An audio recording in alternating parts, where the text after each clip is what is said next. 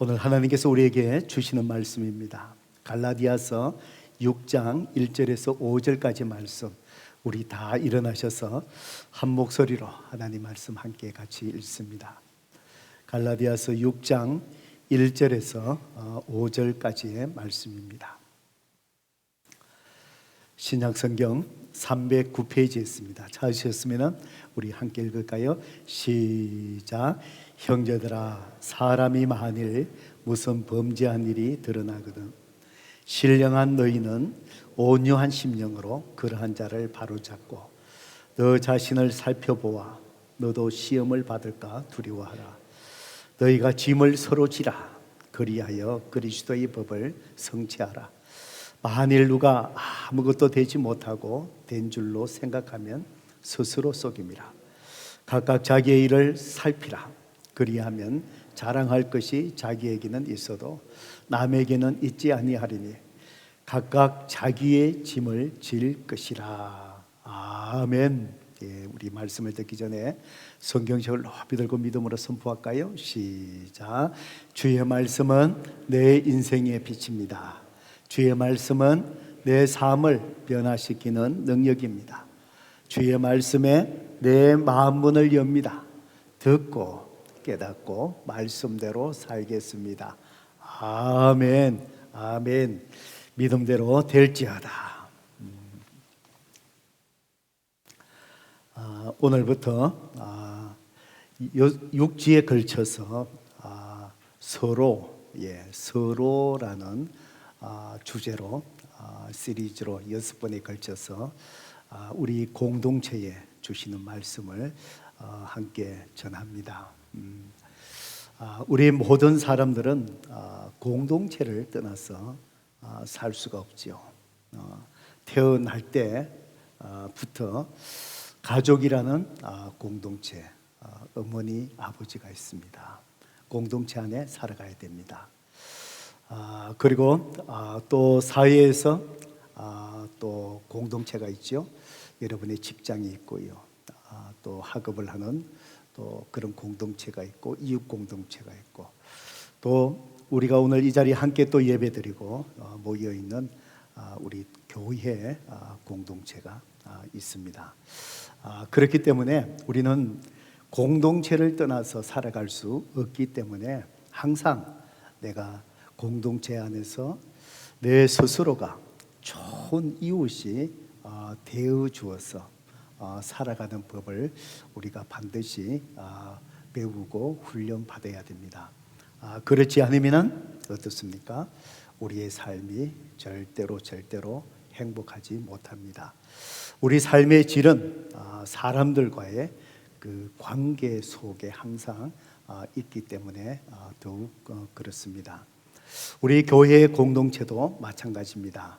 하나님께서 저와 여러분을 구원하시고 하나님의 자녀로 우리를 삼아 주셨을 때 하나님의 부르심은 우리 스스로 혼자 신앙생활하는 그런 존재로 우리를 부르신 것이 아니라 함께 신앙 공동체를 이루게 하는 교회로 하나님께서 우리를 부르셨습니다.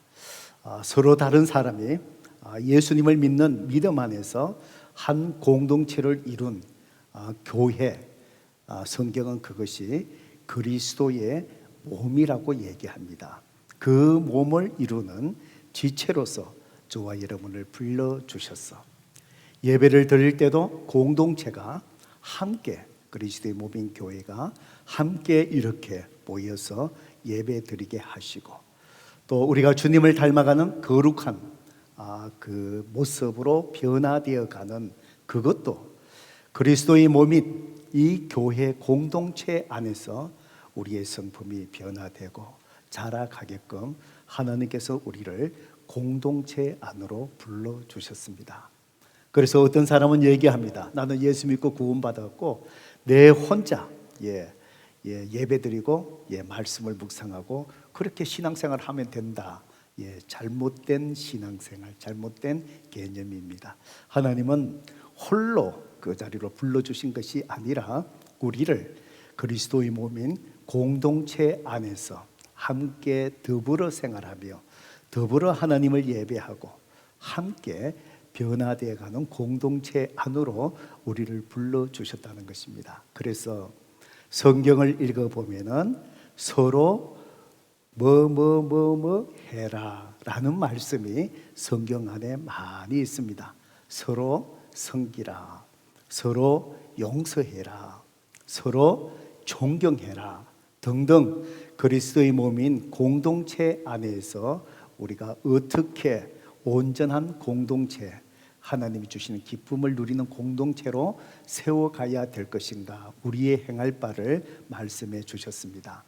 오늘부터 6번에 걸쳐서 우리 신앙의 공동체가 정말 세상에 구별된 바로 그런 거룩한 공동체로 우리가 세워가기 위해서 주님이 주신 말씀을 우리가 함께 묵상하게 될 텐데, 우리 플라워마운트 교회 공동체가 지금보다도 더 이 세상 속에 정말 칭찬받고 또 하나님이 기뻐하시는 그런 아름다운 신앙 공동체로 저와 여러분이 함께 세워져 가는 은혜가 있기를 주님의 이름으로 축복합니다. 오늘은 서로 시리즈 첫 번째 말씀입니다. 오늘 설교 제목을 저를 따라서 같이 한번 해보실까요? 서로 짐을 져주라.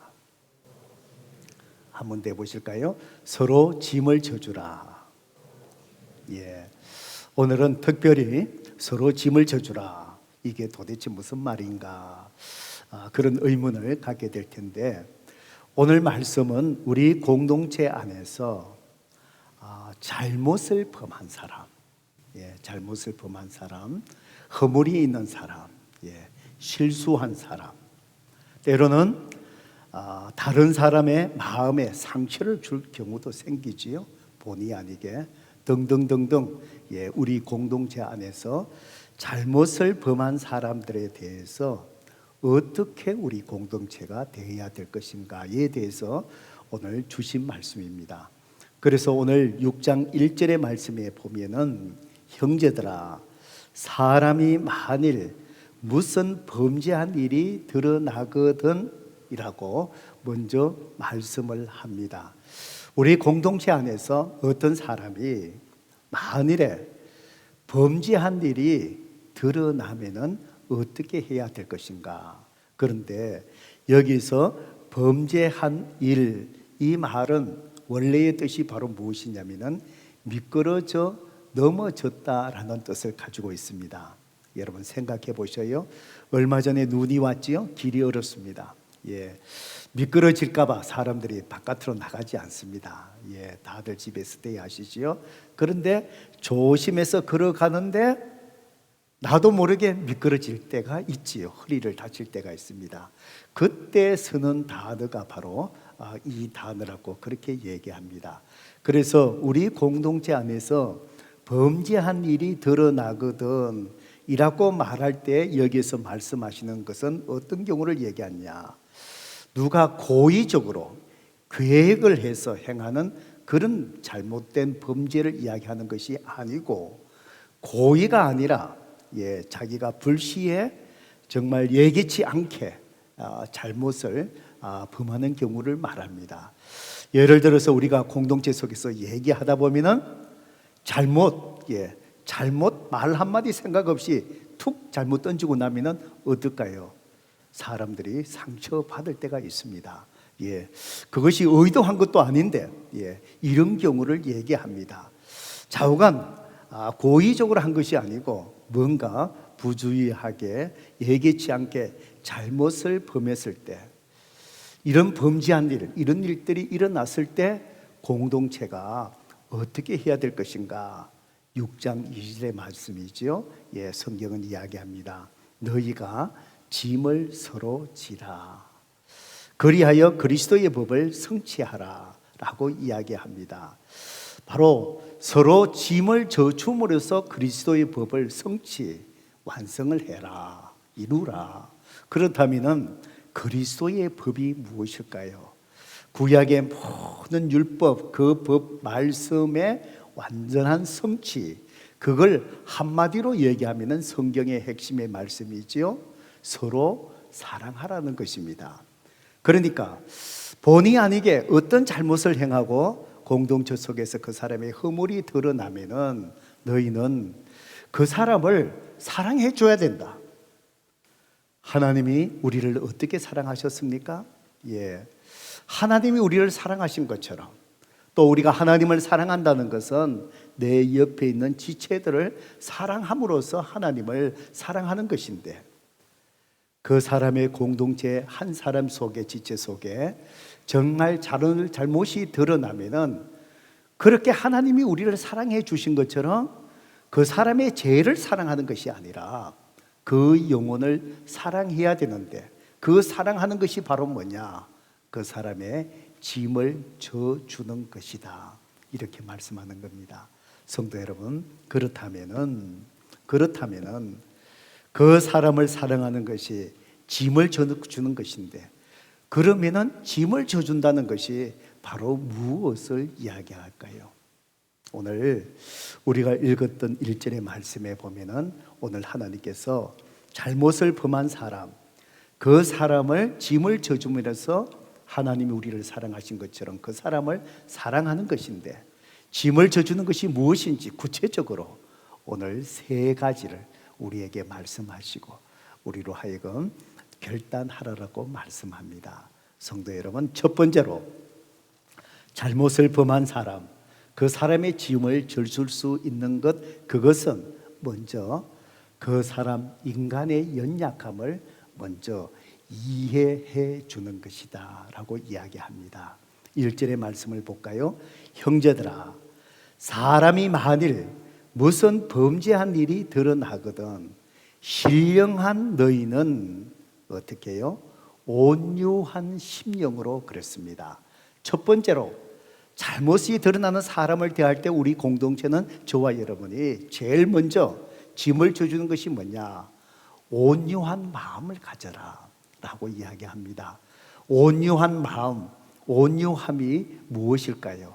이 온유함의 뜻이 바로 뭐냐면은 야생마가 길들여진 말을 이야기할 때 이 온유함이라는 단어를 사용한다고 합니다. 여러분, 길들여지지 않는 야생마가 어떻습니까? 힘이 있습니다. 힘이 있어서 이리 뛰고 저리 뛰고 합니다. 그런데 어떻죠? 사람이 사용할 수가 없습니다. 탈 수가 없습니다. 또 농사를 짓기 위해서 이용할 수도 없습니다. 이 길들여지지 않는 말, 힘은 있어요. 이 말을 사용하려면 어떻게 해야 되죠? 사람이 그 말을 길들여야 돼요. 길들인다는 것이 무엇일까요? 야생마의 그 힘을 통제하는 거예요. 컨트롤하는 거예요. 사람의 통제에 따르게끔 그 힘을 잘 다듬는 거예요. 통제해서 그 힘을 바르게 사용하는 거예요. 그때 사용하는 단어가 온유함이라는 단어입니다. 그래서 다른 사람의 잘못을 볼 때에, 그 사람의 허물을 볼 때, 실수를 볼 때, 내가 상처를 입었을 때, 다른 사람에게 상처를 주었을 때, 그런 잘못을 보았을 때 짐을 져주는 것, 온유한 마음을 가져라. 이 말은 바로 뭘까요? 성도 여러분, 우리의 감정이나 힘을 어떻게 해요? 절제한 마음을 가져라. 절제한 마음을 가져라. 야생마가 그 힘을 잘 길들여져서 절제한 것처럼 우리의 감정과 힘을 뭐 하라고요? 절제하는 마음, 온유함을 가져라. 이것이 바로 무엇일까요? 범죄한 자, 잘못을 범한 자를 어떻게 하는 것이지요? 이해해 주는 것을 먼저 하라는 뜻입니다. 여러분, 많은 경우 여러분 가정에서나 우리 공동체 생활 속에서 다른 사람이 잘못하는 것을 보았을 때 일어나는 반응이 무엇입니까? 우리 대부분요, 쉽게 판단하고 정죄합니다. 목사인 제가 잘못을 범하고 나면은, 실수하면은 목사가 어떻게 할 수 있어요? 실수하고 그것에 대해서 판단하고 정죄합니다. 이것이 우리가 가지고 있는 재성에 바로 자동적으로 나오는 그 재성 때문에 그런 거예요. 그러다가 또 어떻게 하죠? 수근수근 합니다. 다른 사람에게 수근수근 이야기하기 시작합니다. 왜? 다른 사람의 잘못을 보고 먼저 판단하고 정죄하고 수근거리고 그 사람에게 가까이 가지 않으려고 하는 그 이유가 바로 무엇일까요? 온유한 마음을 갖지 못해서 그렇습니다. 우리의 마음이 길들여지지 못한 야생마 같이 우리 자신이 온유한 마음을 갖지 못해서 그렇습니다. 만약에 온유한 마음으로 잘못을 범한 사람을 바라보면 어떨까요? 그래, 우리 인간이 연약하다 보니 그럴 수도 있지. 맞아, 저분이 저럴 수밖에 없었던 이유가 있어. 또 돌아서 깊이 들어가 보면 어떤 줄 아세요? 자라날 때 성장의 배경 속에서 상처들이 그 속에 있다 보니까 우리가 생각지 못한 어떤 일들이 일어나는 거예요.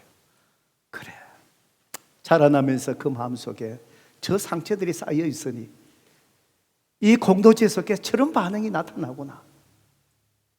그 온유한 마음, 그 마음이 있으면은 판단하기보다는 그 영혼이 긍휼히 여겨지는 거예요.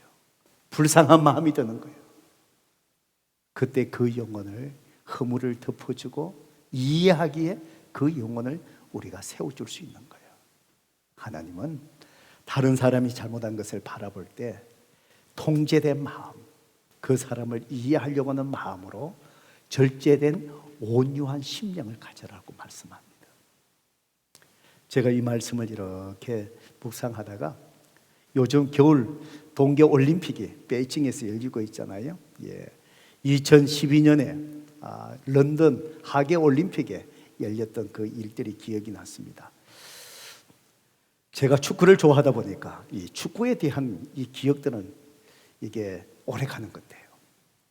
그때 우리 한국 이 올림픽 대표 축구팀이 올림픽에서 사상 처음으로 3위를 해갖고요.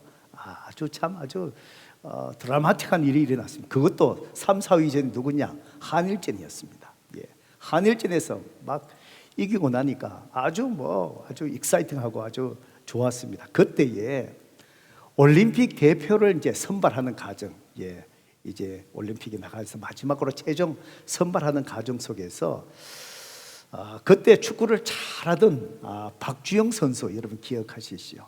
이 선수가 많은 국민들에게 아주 비난을 받고 있는 그런 상태였습니다.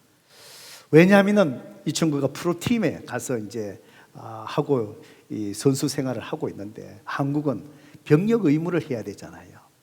그 전까지 이 병역 혜택할 만한 이 축구팀이 그걸 못 해갖고 이제 군대를 가야 되는 거예요.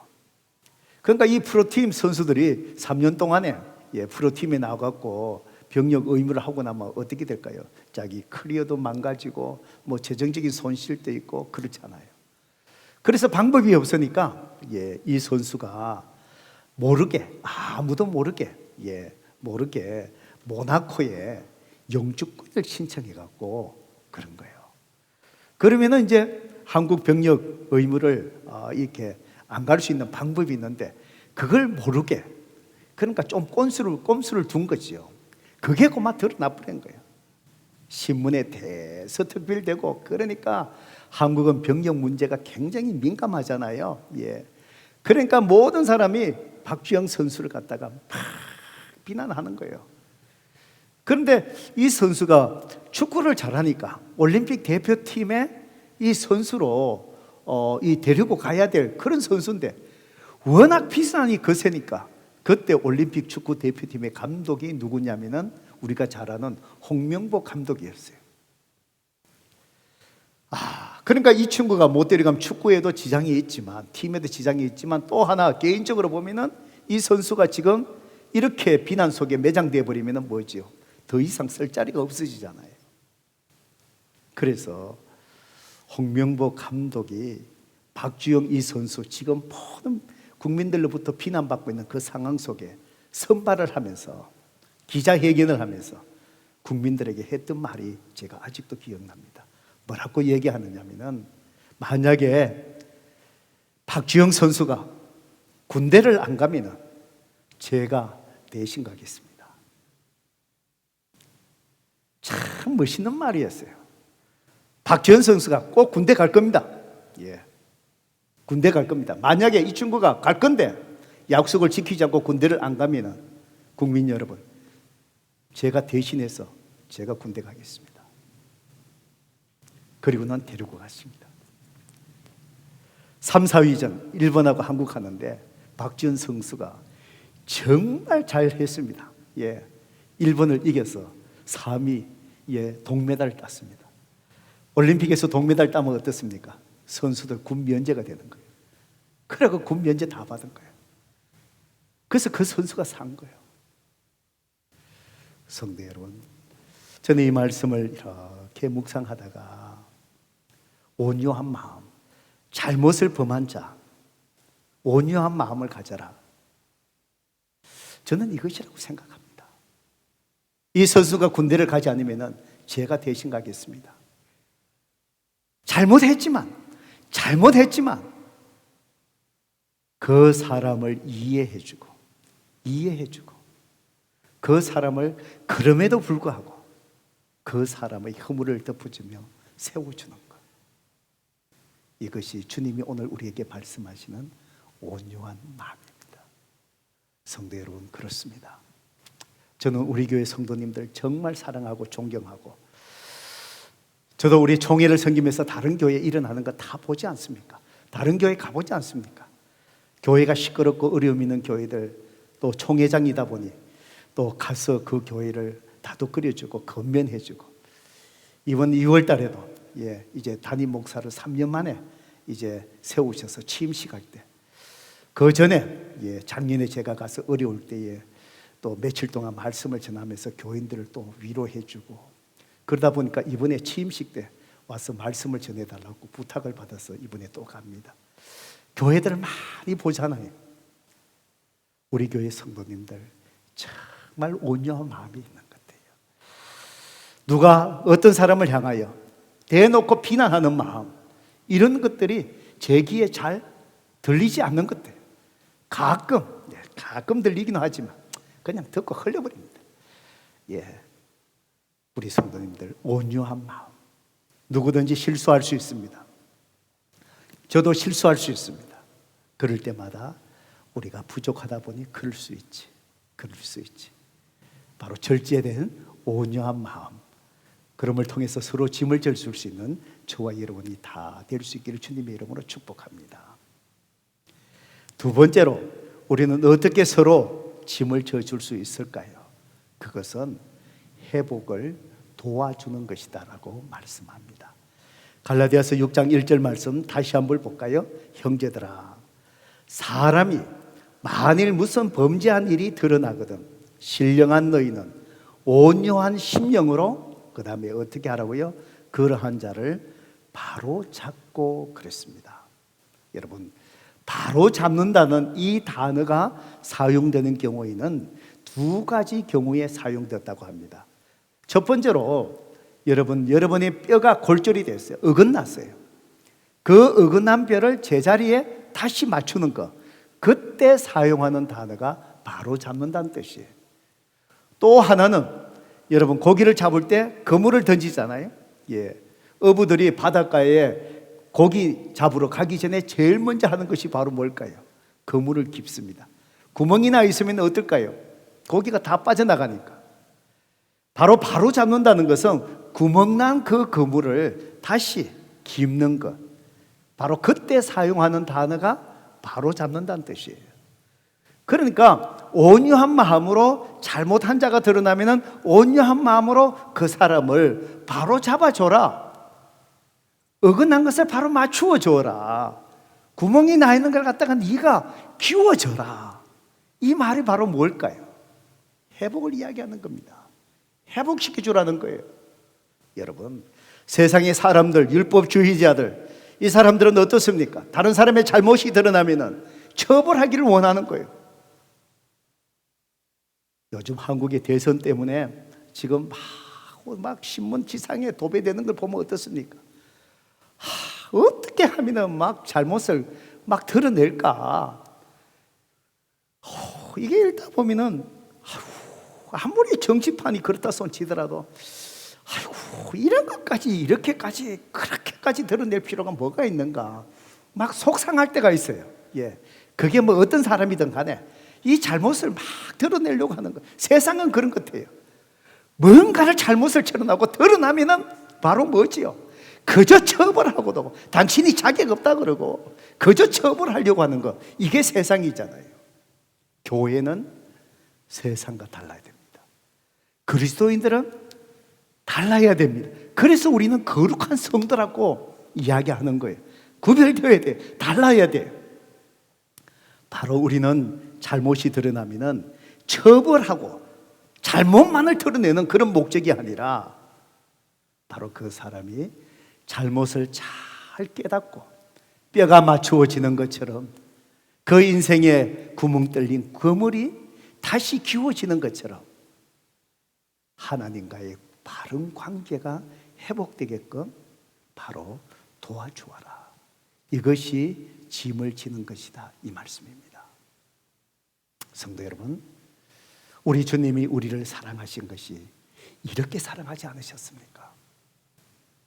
주님은 우리의 죄를 정죄하지 아니하시고 그 대신 주님은 하나님과의 바른 관계를 회복시켜 주시려고 주님은 친히 십자가에서 고통당하고 죽으셨지 않습니까? 복음서에 보니까 현장에서 간음을 하다 잡힌 여인이 사람들에게 멱살 잡혀서 주님 앞에 끌려와서 내동댕이 쳤어요. 그리고 그 많은 사람들 그 손에 돌멩이가 들려져 있어요. 율법에 의하면 간음하다 잡힌 여인은 돌로 쳐서 죽이라고 그렇게 율법에 기록되어 있으니까 돌을 들고 이 여인을 죽이기 위해서 주님 앞에 내동댕이 치고 주님에게 묻습니다. 이 여인을 어떻게 할까요? 예수님을 함정에 빠뜨리기 위해서 그렇게 한 것이지요. 그때에 간음하다 잡힌 이 여인, 잘못을 범한 이 여인, 사람들을 향하여 뭐라고 얘기합니까? 너희 가운데 죄 없는 자가 먼저 이 여자를 돌로 쳐라. 사람들이 다 그 자리를 떠났습니다. 다 떠났습니다. 이 여자가 흐느껴 옵니다. 예수님께서 이 여인에게 말합니다. 너를 정죄한 사람들이 있느냐? 없습니다. 그래, 나도 너를 정죄하지 않는다. 이제는 돌아가라. 예수님은 이 여인의 잘못을 정죄하지 않고 잘못을 깨닫고 하나님과의 바른 관계를 회복시켜 주셨습니다. 오늘 하나님은 저와 여러분에게 잘못을 범한 자가 있냐? 서로 짐을 져주라. 짐을 져주라. 성도 여러분, 잘못을 드러내는 것이 아니라 책임을 묻는 것이 아니라 목사이기에 이러시면 안 되지요. 목자가 이러시면 안 되지요. 믿는 자가 이러면 안 되지. 그런 말이 아니라 정말 온유한 마음으로 그 잘못을 잘 깨닫고 하나님과의 관계가 바르게 이렇게 회복되기를 도와주는 그 짐을 성도 여러분, 저와 여러분이 질 수 있기를 바랍니다. 그러면은 그리스도의 몸이 이 교회의 공동체가 세상과 완전히 다르잖아요. 세상은 잘못을 드러내고 책임을 묻고 그 속에 구렁텅이에 빠뜨리게 하고 인생의 길을 막는 것. 그렇지만 그리스도 몸인 교회의 공동체는 그것보다도 이해하고 온유한 마음으로 하나님의 관계를 세워준 것. 그때 세상 사람들이 그리스도인이 이렇구나, 교회는 이렇구나, 바로 주님을, 공동체 속에 있는 주님을 바라보게 하는 것입니다. 성도 여러분, 우리가 잘못한 자를 정말 그물을 깁듯이 뼈를 맞추듯이 하나님과의 바른 관계를 회복을, 정죄가 아니라 회복을 도와주는 저와 여러분 되기를 주님의 이름으로 축복합니다. 우리는 그런 교회가 되어야 합니다. 마지막으로 우리는 어떻게 서로 짐을 져줄 수 있을까요? 우리 자신에게 주의를 기울이는 기회로 삼으셔야 합니다. 갈라디아서 6장 1절 말씀 우리 함께 같이 한번 읽어볼까요? 읽어봅니다. 시작. 형제들아, 사람이 만일 무슨 범죄한 일이 드러나거든 신령한 너희는 온유한 심령으로 그러한 자를 바로잡고 너 자신을 살펴보아 너도 시험을 받을까 두려워하라. 세 번째로 너 자신을 살펴보라는 거예요. 여러분, 살펴본다는 이 의미는 내 자신을 감시하고 아주 면밀히 관찰해 보라는 거예요. 자신에게 한번 기울여 보라는 거예요. 이 잘못한 사람, 이 사람이 아니고 먼저 그것을 보면서 나에게 먼저 주의를 기울여 봐라. 나는 어떤 사람인가? 무엇에 주의를 기울여 보라고요? 너도 시험을 받을까 두려워해라.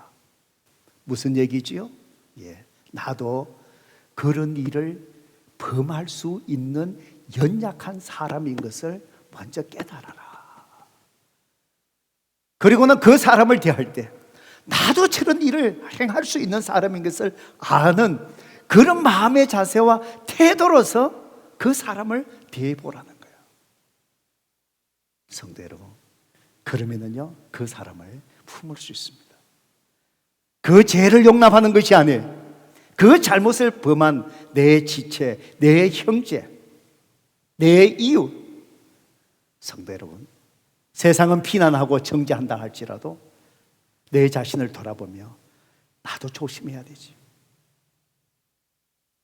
그 사람을 너그럽게 불쌍히 여기는 마음으로 품을 수 있다는 사실입니다. 저는 우리 교회가 정말 지금까지 23년 목회하면서 하나님 앞에 감사한 것이 그겁니다. 우리 성도님들 아직까지 주님을 알아가는 면에서는 성장해 가고 있는 상태, 서툰 면이 있지만 그 마음밭이 어느 교회 성도들보다도 우리 성도님들 마음밭이 참 좋으신 것 같아요. 저는 목회하면서 그것이 너무너무 감사하고, 그래서 목회하면서 내가 우리 성도님을 더 잘 섬기는 정말 주님의 심정을 가진, 잃어버린 한 영혼을 귀하게 여기고 한 영혼을 귀하게 여기는 그런 목자가 되어야 되죠. 여러분을 섬기면서 또 다짐합니다. 여러분이 알든 모르든 우리 교회에서 지난 많은 속에서 참 품지 못할 그런 사람들을 많이 품어주려고 노력했고 품어줬습니다. 그 중에 한 분이 기억이 납니다. 오래전에 미국 교회에서 우리가 예배를 드리고 있을 때입니다. 한 번은 제가 아는 목사님이 저한테 전화가 왔어요. 목사님, 제가 목사님 교회에서 예배 드리고 싶습니다. 제가 목사님 교회에 가도 괜찮겠습니까? 이분이 저에게 조심스럽게 전화 온 이유가 있었습니다. 이분이 다른 교회에서 사역을 하고 계셨는데 말 한마디 실수한 거예요.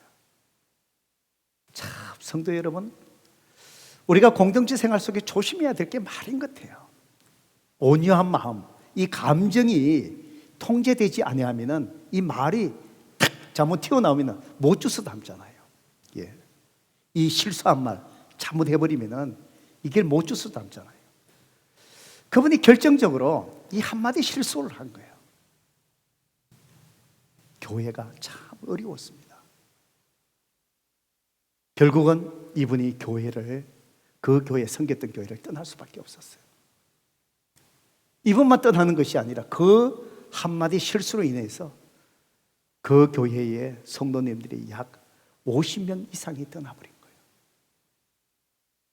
그렇게 잘 성장해 갔던 교회가 한마디 실수 때문에. 그래서 이분이 한인교회에 갈 수가 없는 거예요. 낙인이 찍혔잖아요. 이후에 어떻든 간에 이분의 말 한마디 때문에 교회가 그런 어려움을 겪었다. 다른 한인교회 가려면 목사님들이 환영할까요? 환영하지 않죠. 그래서 한인교회를 못 가고 미국 교회에 나가서 1년 이상을 신앙생활을 미국 교회에서 한 거예요. 그 마음이 어떨까요? 그러다가 이분이 이래서는 안 되겠다. 저한테 전화가 온 거예요. 목사님 교회 가서 제가 예배드려도 괜찮겠습니까? 오시라고. 그 대신에 오셔서 아무 사역은 하지 마시고 그냥 우리 성도님들과 똑같이 예배만 드리시라고. 신학교에서 곧 PhD 박사학위 이제 1년을 남겨놓고 있는 거예요. 앞으로 진로 문제도 있잖아요. 오시라고. 우리 교회 오셔서 우리 교회 처음 오신 분들 저하고 새로운 삶 지금 공부하고 있죠. 똑같이 신학교에서 박사학위 곧 받을 분이 똑같이 새로운 삶 제 클래스를 공부하고 계셨습니다. 그리고는 우리 교회에서 1년 반 정도 같이 예배드리고 신앙생활 하다가 신학교 교수로 가시게 되었습니다. 그때 우리 교회 새로운 삶 끝나고 우리 교회 교인으로 등록하셨기 때문에 제가 그분을 추천서에 사인을 해드리고 그래서 신학 교수가 되어서 지금 신학교에서 후진 주의 종들을 양육하는 데 정말 귀하게 쓰임받을 수 있습니다. 성도 여러분, 저는 이것이 제가 한 것이 아니라 우리 교회가 한 것입니다. 저는 이것이 서로 짐을 져주라는 주님의 말씀인 것으로 이해를 합니다. 그렇습니다. 아무도 받아주지 않으려고 하고 어느 교회 문 두드리기도 어려운 상황, 이것이 자기에게 꼬리표가 되어서 지금까지 공부한 가르치는 그 자리에 갈 수 없는 그런 멍에 같은 그런 상황, 서로 짐을 져주는 것. 인간의 연약함을 이해하니 나도 그럴 수 있고 말 실수할 수 있고 잘못을 깨달으니 다시 회복할 수 있는 기회를 누군가가 만들어줘야 되고, 저는 그것이 우리 교회가 만들어드린 거예요. 그럼을 통해서 우리 자신들을 돌아보고 또 주님 앞에 쓰임받을 수 있는 일꾼으로 나아갈 수 있게끔 격려하고 축복하고 보내고 귀한 사역을 감당할 수 있는 것. 성도 여러분, 우리 교회가 앞으로 계속해서 이런 교회가 되기를 바랍니다. 세상에 소외된 자들, 세상에 상처받은 자들, 세상은 정죄하고 세상은 그 사람을 멀리하고 그런다 할지라도 주님 안에서 정말 회개하고 잘못을 뉘우치고 회개한다면 품어주고 뼈를 맞추듯이 구멍난 인생의 그물을 다시 키워주고 바로 잡아주고 하나님 관계 회복하고 하나님 앞에 또한 귀하게 쓰임받을 수 있는 하나의 지체로 세워가고, 그럼을 통해서 또 우리 자신을 돌아보며 나도 연약한 존재에게, 나도 그럴 수 있는 사람에게 더 깨어 조심하며 함께 주님의 공동체를 이루어가는 그런 공동체, 이것이 주님이 원하시는 교회의 모습이 아니겠습니까? 우리 플라마운드 교회 자랑스럽습니다. 앞으로 계속해서 우리는 부족하기에 실수할 수밖에 없습니다. 잘못할 수밖에 없습니다.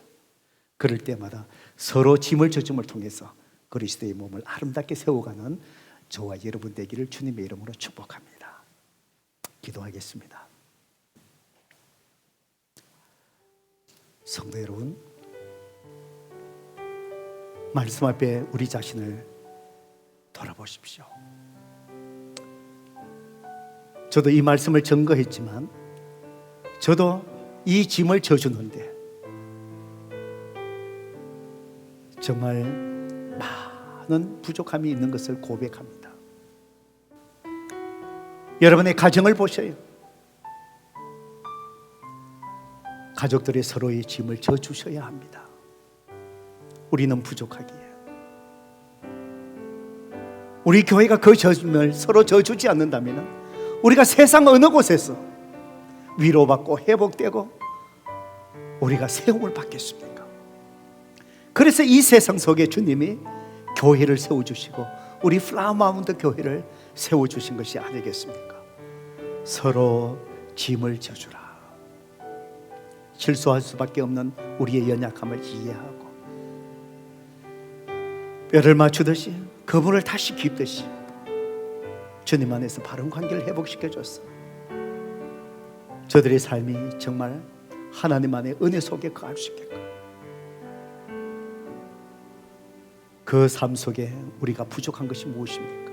때로는 분노했고 때로는 정죄했고 세워주기보다 이해하기보다 회복시켜주기보다 정죄하고 몰아내고 선을 긋고 성도 여러분, 이 시간 성령님께서 여러분에게 말씀하신 지적하십니까? 우리가 겸손히 회개하십시다. 그리고 결단하십시다. 주님 나를 도와주셔서 이렇게 서로 짐을 질 수 있는 성숙한 자로 나를 변화시켜 주시고 우리 공동체를 그렇게 세워주옵소서. 이 시간 회개와 결단의 기도를 주님 앞에 드리겠습니다. 기도하십시다. 아버지 참 부족합니다. 다른 사람의 실수를 볼 때, 다른 사람의 허물을 볼 때, 심지어 내 자신을 마음을 상하게 할 때 우리가 온유한 마음을 갖지 못했습니다. 정죄했습니다. 비난했습니다. 공격했습니다. 오히려 수근수근거리는 자리에 섰습니다. 아버지 하나님, 온유하지 못한 우리의 미성숙함을 주님 용서하여 주옵소서. 내 속에 들보가 있는데 다른 사람의 티는 보고 내 안에는 그보다 더 많은 허물이 있고 잘못이 있고 하나님은 우리에게 그렇게 용서하시고 회복시켜 주셨는데 내가 그 은혜를 깨닫지 못하고 하나님 정죄하는데 바빴습니다. 비난하는데 바빴습니다. 아버지 하나님, 우리의 미숙함을 용서하여 주옵소서. 아버지 하나님, 이제는 짐을 져주는 자가 되게 하여 주시고 부족한 우리의 모습인 것으로 이해하게 하시고 주님 안에서 바른 관계를 세워갈 수 있는 회복을 시켜주는 자가 되게 하시고 그럼을 통해서 우리 공동체가 정말 사랑으로 정말 주님을 닮아가는 이 세상과 구별된 정말 거룩한 공동체로 서로 짐을 져줄 수 있는 우리 플라마운드 교회로 계속해서 우뚝 서갈 수 있도록 하나님 우리를 사용하여 주시옵소서. 오 주여 하나님 감사합니다. 오 주여 하나님 감사합니다. 예수 그리스도의 이름으로 간절히 기도드리옵나이다. 아멘. 이 시간 우리 다